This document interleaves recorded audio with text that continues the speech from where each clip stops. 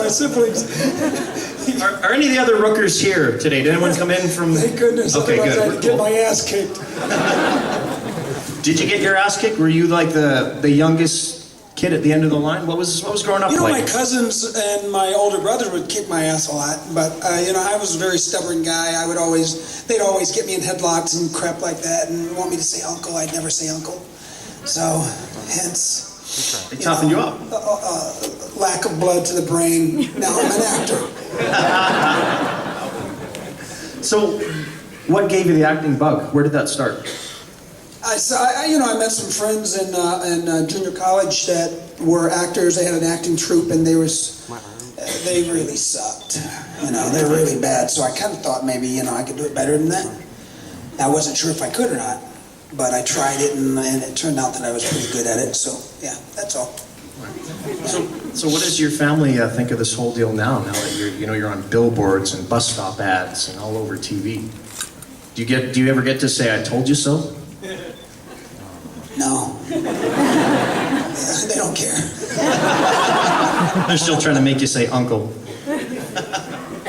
All right, well, as a horror guy, one of the most fascinating aspects of your career for me is Henry, Portrait of a Serial Killer, where you kind of got your big break as a leading man. Oh, wow, that's my first movie. Yeah. Yeah, 86. Now that is a very intense role. It's based on real-life serial killer Henry Lee Lucas. Did you have to do some particular research for that? Did you None. get to know the man? None. Okay. So how does one step into that kind of a role? Yeah, I don't know. I just did it. Just did it? Yeah. No preparation needed. All right. So, you know, there's no script. I ad-libbed all of that. That's why it was awesome. It's all. He's a method actor, people. Okay. We had a script. It was on 3x5-inch cards, little ideas, and every now and then we'd have a actual dialogue. You know, but a lot of it was just sort of a certain idea that they wanted to get across, and then they'd have the actors, you know, talk about it, you know, improv it a little bit, work it, and then they'd sit and write at the same time, and we'd end up with a scene or a script, you know. So eventually we had a whole script. So after that film came out, it was celebrated, but it was also controversial because it was a very realistic depiction of violence and nastiness and serial killer behavior. How did that affect your career? Were you able to get more jobs because people like your performance, or were you kind of getting that, oh, this guy can only be the psycho? You know what? We premiered it at Telluride Film Festival, and we at a certain point in the film, about 50% of the audience got up and walked out. Oh. And the producers and I and the other actors were in the back row watching. And as soon as everyone stood up and started walking, we turned to each other and said, "Fuck yes." Right? That's what we wanted. So, yeah, it was cool. Are you one of those actors who prefers playing the bad guy because it's juicier? No. No? It just kind of happened that way? Yeah. Not all my roles are bad guys. I mean, I think they're perceived as bad guys because they don't take shit, you know? And so like Rowdy Burns, you know, in Days of Thunder, or you know, Merle Dixon. Merle Dixon's not a bad guy. Merle Dixon, he just doesn't take shit from anybody. And he's certainly not politically correct. Oh, no. But that does not mean he's a bad guy. The governor's a bad guy. You know, he doesn't mind killing for the pleasure of killing. Merle doesn't kill for the pleasure of killing. You know, there's got to be some sort of purpose behind it, you know. Maybe some money, something, you know. Now that the season has wrapped, what's going on with the Mohawk? You're able to, was that something you wanted to do, or is this for a role? You like it? I love it. Y'all like this? Yeah, it feels real good. I like it. It feels good. And you know, It looks good. Sometimes when I get out of the shower, it's straight down. It looks kind of cool. But I have naturally curly hair, so whenever it dries, it starts going up. And kind of frizzy, you know, so I dig it. Yeah, and it's, I can't tell you what it's for. So it may be a professional choice. None of your is what you're business. saying. Does this have anything with today being 420? It has nothing to do with that. All right. Although when I flew over to the UK just recently, and through Virgin Airlines, and their lounge, their lounge is so cool, dude. I was there, and I had stayed up pretty late that night, so my eyes were all bloodshot, and I wore my sunglasses in the lounge, and people kept coming up to me and saying, "Dude, we love your fucking music."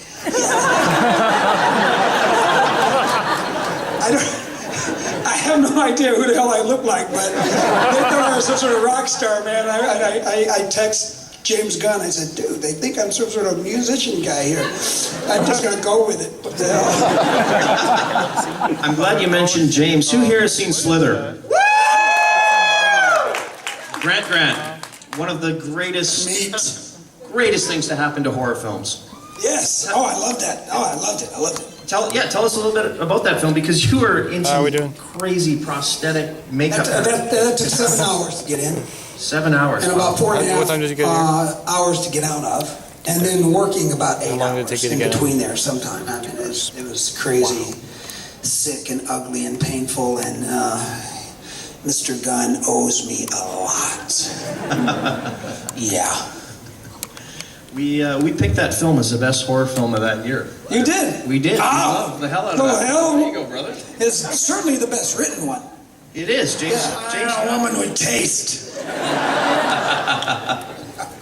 As long as we got a Dixon in the house, we're doing fine. Let's let's pop over back here. Yeah, come on.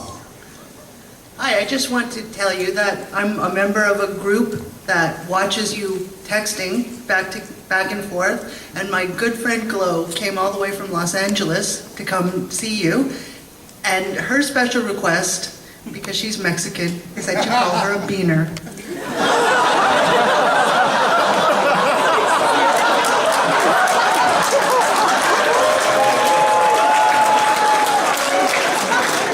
She is definitely a sexy little beaner, too. Good answer. And by the way, that was not a question, buddy. Let's go back to this side. That ain't no question. Let's go. Somebody better have a question for us over on this side of the room. Who's got a qualified question? All right, hit us.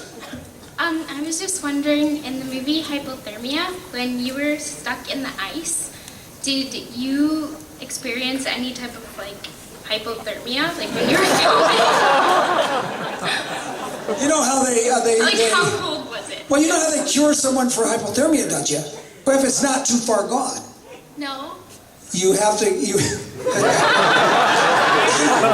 Well, the important thing is to get the person's clothes off right away, and then you remove your clothes right away. Preferably, there's 2 or 3 people. Or 4 people, you all remove your clothes right away. And then you get inside someone's sleeping bag. You zip the sleeping bags up together, 2 or 3 of them, and you go all get inside. And if, say, I have hypothermia, I'm always claiming I have hypothermia. I get in the middle, and all the 3 or 4 people, preferably females, will all surround me, and you gotta rub the hypothermia person. You gotta rub them until the feeling comes back in their body. And once the feeling comes back, then you gotta be careful. No, unfortunately, no, I did not have hypothermia. To answer that question. But theoretically, if Michael did have hypothermia today, who is willing to volunteer to crawl into the sleeping bag? I think you'll be okay. Sir. Okay, by the looks of your shirt, you look like a gamer. So my question is, are you a gamer? I I suck. And you're not getting my gamer tag.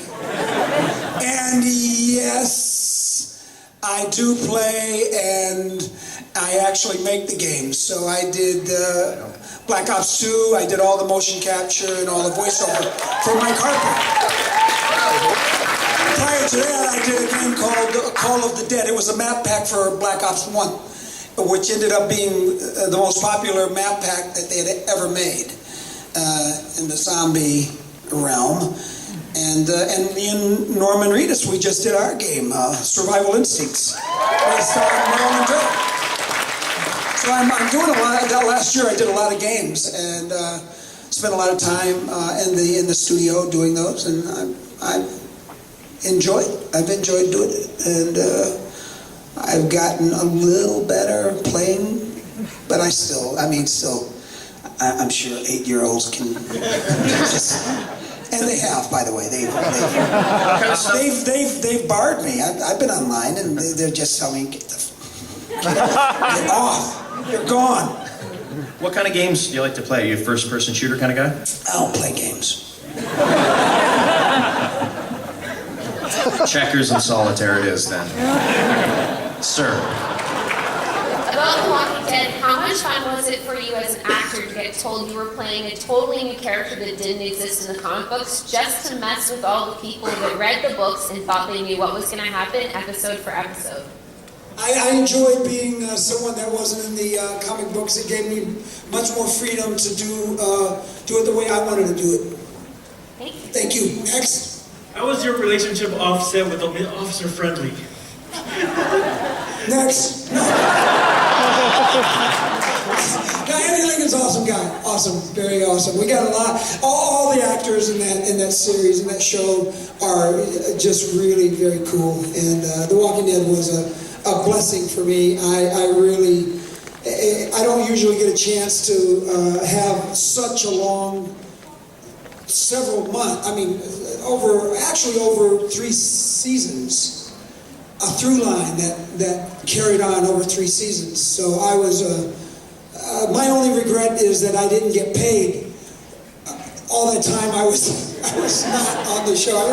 Hey, don't you want to give me a holding fee or something? No! Shut up! Get out of here! Go work someplace else. But I really enjoyed it, and everybody was a pleasure to work with. That was a long answer. Next. Hi. On the set of The Walking Dead, some shenanigans or pranks must have gone down. What was the most memorable one for you? Me being cast. Next. I was wondering if Daryl hadn't killed Zombie Merle, who would have Zombie Merle eaten? Everybody! Meat! Next. Did you play the Telltale Walking Dead game? I know you're not a gamer. The board game?